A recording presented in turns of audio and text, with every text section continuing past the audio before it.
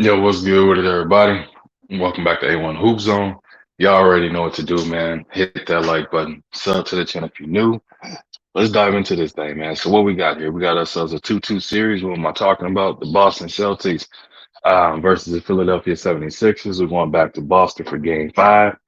Man, we got ourselves a series on our hand. Sixers did what they needed to do, protect home court.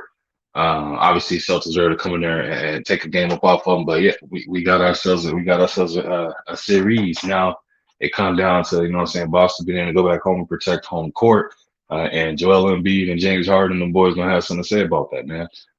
Let's start with the Celtics side of things, man. Why they what they need to do to be victorious? I think for them at this point, man, again, we all know that they led by their dynamic duo and their guard, their wings, and Jason Tatum and Jaylen Brown. However, they definitely need Al Horford to make his impact known on this game. Marcus Smart is doing some what he does for this team. I mean, we all know what he's going to do for this team. Now they still need Brogdon to come along. They need White to come along. Robert Williams, they need him to have more of an impact as well. But they need the others, man. They need everybody else. They need all hands on deck. And I know I keep saying that it's kind of beating a dead horse at this point, but they need that. Because the 76ers team, man, like they not quitting. They're not giving up. They showing they being resilient. They showing some resolve, and they showing so there's no quitting this team.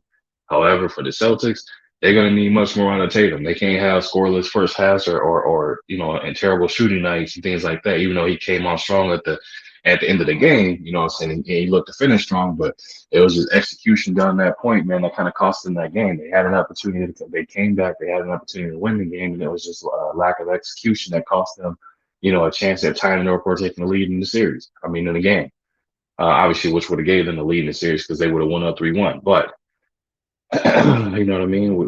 It's revisited history. You know what I'm saying? You can't change the past. The only thing they can do is work on, executing better down the line or towards the end of the game, making sure that they're staying, poised and paying attention to detail. A lot of that falls on the coaching as well. When you notice certain things and stuff like that, it's your job to put your players in a position to be successful. Again, they did that. It was just lack of execution that came down to it. So, it's shared responsibility of that happening. You know what I mean?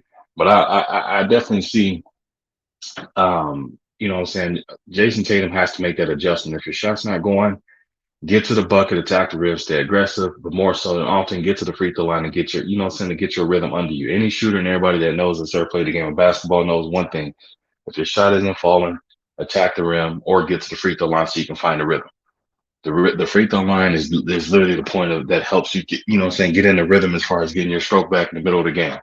And that's what, that's what he needed to do. He didn't do that, but he found the stroke towards the end of the game, but they need him to be aggressive. They need him to continue doing what he always does for the team is put up big numbers because they go as far as he takes them. I mean, Jaylen Brown can take over for a quarter or two or have a solid game, but at the end of the day, we know Jason Tatum is absolutely the difference maker as far as when he's on, and this team is pretty much unbeatable at that point. So they need him to play as such. You know what I mean? Jaylen Brown, they just need him to stay consistent. He starts the game off strong each and every time, but then it kind of fades in the end. But he's also being asked to do a lot as well in defensive end, so he's playing both sides of the ball. You know what I mean? And that's something that Jason Tatum is going to have to elevate his game to be able to do as well, which is play both sides of the ball, the same with the same intensity and ferocity that he does. They're going to need that on both sides of the ball. So that's one part of his game that I think he'll be working on in the offseason.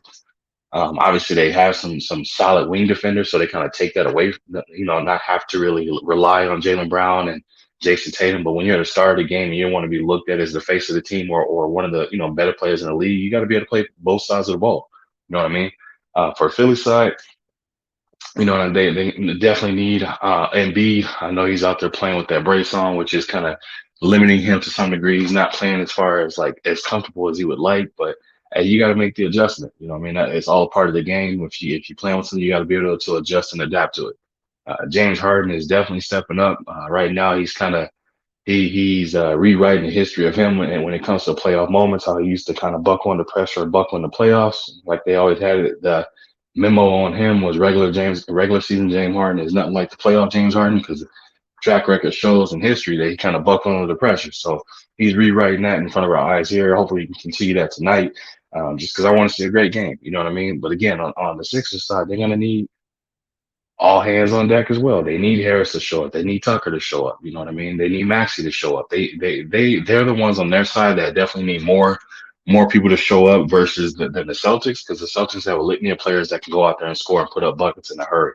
The Sixers more so, it's James Harden and B right behind them, Maxey. Some nights in the regular season or once a month, Harris shows up. But outside of that, man, they don't really have nobody else that can go out there and really put up buckets like that.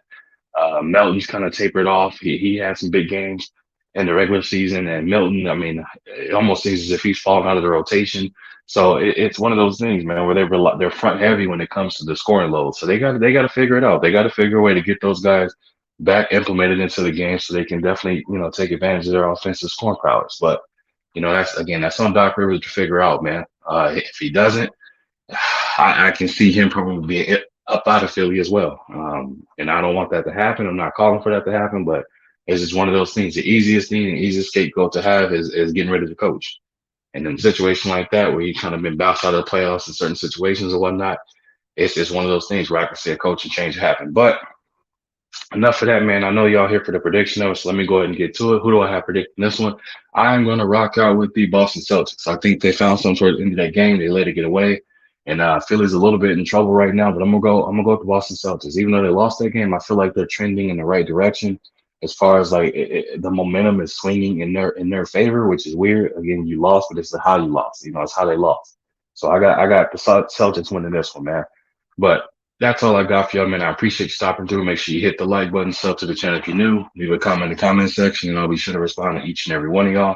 And if you wish to support the channel, that information is scrolling at the bottom of the screen. It's also in the description of the video.